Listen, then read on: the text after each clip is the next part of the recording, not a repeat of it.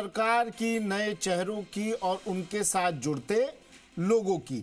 मुख्यमंत्री के ओएसडी बनाए गए हैं योगेश श्रीवास्तव। बड़ी खबर है इस वक्त की, ओएसडी बन गए हैं योगेश श्रीवास्तव। आरएएस योगेश श्रीवास्तव के नाम के आदेश जारी कर दिए गए हैं। कार्मिक विभाग ने ये आदेश जारी किए। मुख्यमंत्री के ओएसडी अब योगेश श्रीवास्तव मुख्यमंत्री के ओएसडी होंगे।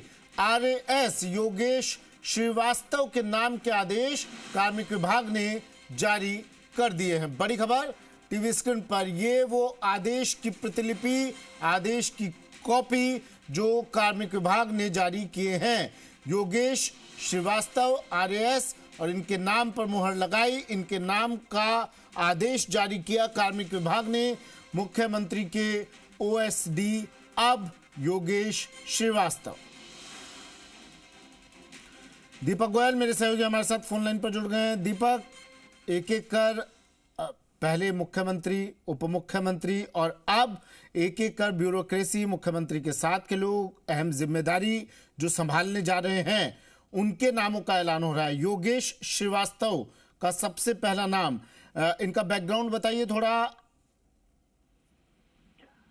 देखिए, ये तो पहले ही तय था और परसों हमने हमारी स्क्रीन पर जानकारी भी दे दी थी कि योगेश श्रीवास्तव मुख्यमंत्री के ओएसडी बतौर काम करते हुए आपको नजर आएंगे, क्योंकि जिस तरीके से वो दिल्ली के अंदर लोकसभा में पदस्थापित थे डिप्टी सेक्रेटरी, उनको सीएम भजनलाल शर्मा के सीएम बनने के साथ ही उनको जयपुर भेज दिया गया। उनके परसों ईपीओ के आदेश हो गए और वो सीएम जो मनोनीत थे कल दोपहर 1 बजे से पहले और उसके बाद जब सीएम बने तो दोनों समय वो नजर आ रहे थे। तो ये तय था कि योगेश श्रीवास्तव सीएम के ओएसडी हो सकते हैं, लेकिन आधिकारिक आदेश नहीं थे।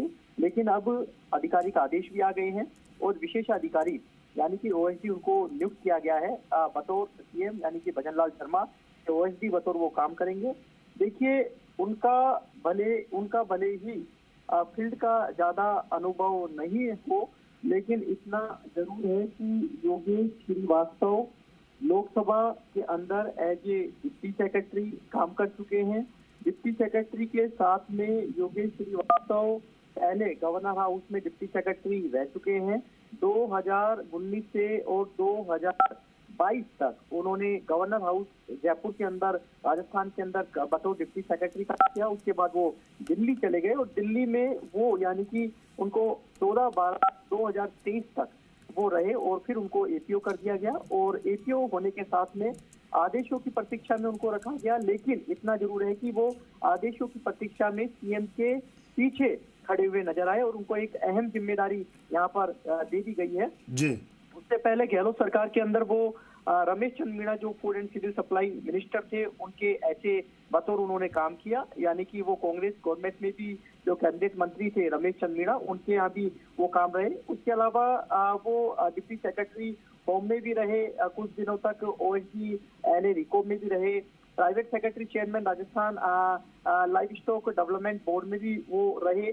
लेकिन उन्होंने ज्यादा फील्ड की नौकरी ज्यादा नहीं की, क्योंकि हालांकि वो तहसीलदार से प्रमोटेड अफसर की गिनती में आते हैं। हालांकि तहसीलदार रहते हुए उन्होंने अपनी सर्विस में बतौर फील्ड में नौकरी की होगी, लेकिन इतना जरूर है कि 2008 में जब वो तहसीलदार सेवा से कह सकते हैं कि तहसीलदार सेवा से आरएस बने, तहसीलदार सेवा से, तो उनको वो करौली एसीएम के पद पर उनको लगाया गया और उसके बाद वो लगातार कह सकते हैं कि private secretary, parliament secretary Shri RC Meena के यहाँ भी वो प्राइवेट सेक्रेटरी पीएस रहे। तो उन्होंने अपनी 2008 से और अब तक का कार्यकाल है, अधिकतर वो एसए के तौर पर या कह सकते हैं कि पीएस के तौर पर उन्होंने, और या डिप्टी सेक्रेटरी गवर्नर हाउस या डिप्टी सेक्रेटरी लोकसभा स्पीकर और अब ओएसडी सीएम के यहाँ पर वो अपनी जिम्मेदारी यहाँ पर निभाते हुए नजर आएंगे। वैसे बहुत सुलझे हुए अफसरों की गिनती में उनका नाम माना जाता है, लेकिन नाम अलग अलग चल रहे थे कि ओएसडी वो हो सकते हैं,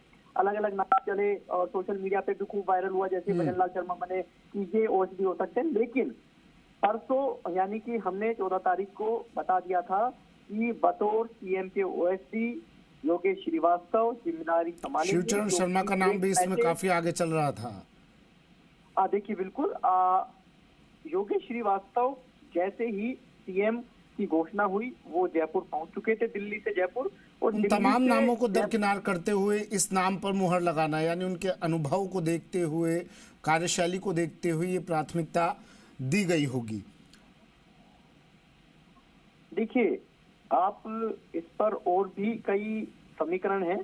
दिल्ली से जयपुर आना, अचानक आना, कुछ दिनों पहले वो जयपुर से दिल्ली गए थे, लोकसभा के अंदर स्पीकर, डिप्टी सेक्रेटरी, एक बड़ा ओहदा है उनका, और फिर सीएम भजनलाल शर्मा के बनते ही उनका जयपुर आ जाना, कई समीकरण काम करते हैं। और आप देखिए, अभी तो अस्थायी तौर पर प्रिंसिपल सेक्रेटरी सीएम और सेक्रेटरी और जो जेएस लगाए गए हैं, अभी फाइनल होना कई चीजें आपको सामने देखने को मिलेगी, क्योंकि अभी पोर्टफोलियो भी तय नहीं हुआ है किसी का कि क्या किस को क्या क्या पोर्टफोलियो मिलेगा, डिप्टी सीएम को क्या क्या पोर्टफोलियो मिलेगा, इसलिए अस्थायी तौर पर अफसरों की नियुक्ति की गई है।